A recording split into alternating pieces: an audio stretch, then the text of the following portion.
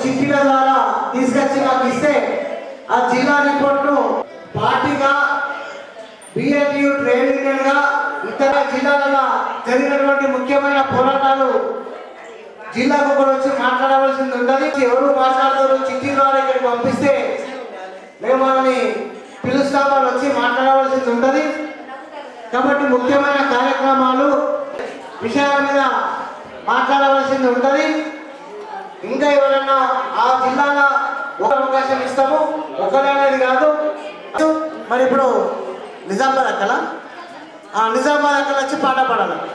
సిరిసిల్ల, సిద్దిపేట, నిర్మల్, కామారెడ్డి, నిజామాబాద్ ట్రైన్లు రాసి పంపించాలని కోరుతూ కామెంట్ పాట పాడాల్సింది.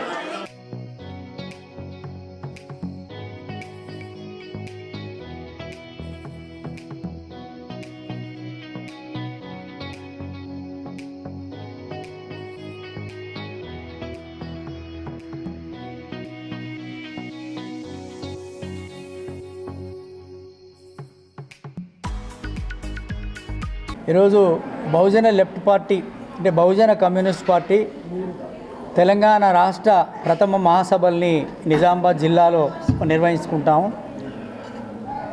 ఉమ్మడి అంటే 10 జిల్లాల నుంచి ప్రాతినిధ్యంతో పాటు మరి భవిష్యత్తులో అంటే తెలంగాణ సమాజంలో 100కి 93% బహుజన ప్రజలుంటే మరి వారికి ఈ రాజ్యాధికారంలో కనీసం 10% కూడా మరి ప్రాతినిధ్యం లేనటువంటి పరిస్థితి ఉంది. ఇవాళ ఎవరైతే ఈ ఉత్పత్తిలో భాగమైనటువంటి బహుజన సమాజం ఉందో వారి భాగస్వామ్యం లేకుండా మరి దేశాభివృద్ధి కానీ రాష్ట్రాభివృద్ధి కానీ జిల్లా అభివృద్ధి కానీ జరగదు.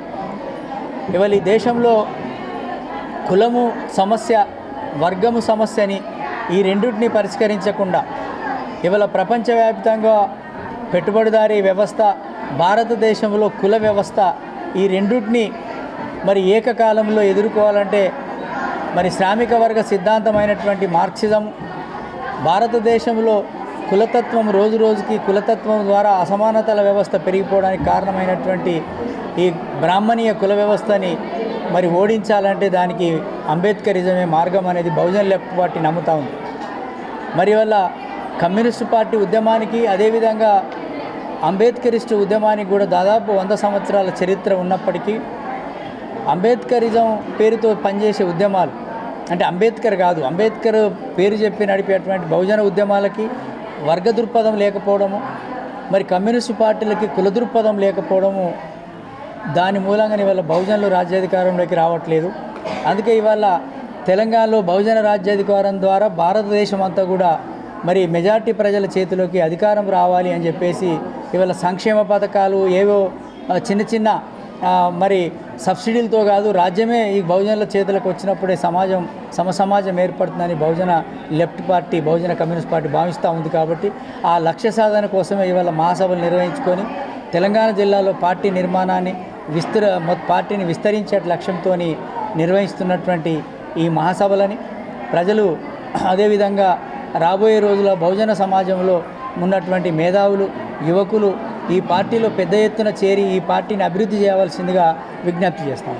రేపు 2 రోజుల పాటుగా నిజామాబాద్ జిల్లా కేంద్రమైనటువంటి తిలక్ గార్డెన్ అంబేద్కర్ భవన్లో బహుజన లెఫ్ట్ పార్టీ బిఎల్పి పార్టీ ప్రథమ రాష్ట్ర మహాసభలు నిర్వహించుకోవడం అనేది జరుగుతున్నది.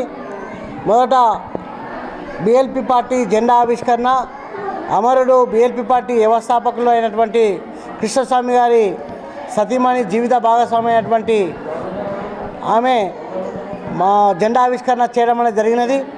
మరి ఉదయం పూట మరి బిఎల్పి బిఎల్ఎఫ్ భాగస్వామ్య పార్టీలు అయినటువంటి ఎంసిపిఐ కానీ బీసీపీ పార్టీ కానీ ఇతర వామపక్ష బహుజన పార్టీలు ఇవాళ సందేశాలు ఇవ్వడం అనేది జరిగినది. కాబట్టి ఈరోజు రేపు 2 రోజుల పాటు బిఎల్పి పార్టీ యొక్క విధానాలు గత 3-4 సంవత్సరాలుగా చేసినటువంటి పోరాటాలని, భవిష్యత్తు ఉద్యమ కర్తవ్యాలని సమీక్షించుకొని మరి రానున్నటువంటి రోజుల్లో మరీ 3 సంవత్సరాలుగా ఏ విధమైనటువంటి పోరాటాలు చేయాలి అనే కర్తవ్యాలని నిర్వహించుకోవడం కోసము ఇవాళ నిజామాబాద్ జిల్లా కేంద్రంలో ఈ రాష్ట్ర మహాసభలు ఏర్పాటు చేసుకోవడం జరుగుతున్నది.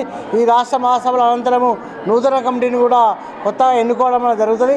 కాబట్టి భవిష్యత్తులో ఈ తెలంగాణ రాష్ట్రంలో దేశంలో వాళ్ళ బహుజనులకు రాజ్యాధికారం ఏ విధంగా రావాలనే లక్ష్యంతో వాళ్ళ బీఎల్పీ పార్టీ ప్రథమ మహాసభలు నిర్వహించుకోవడం జరుగుతుంది.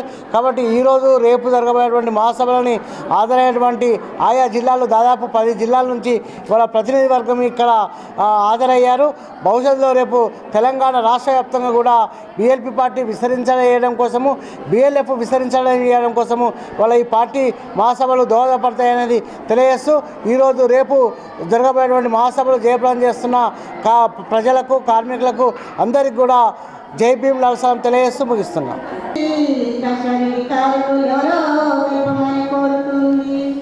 నరు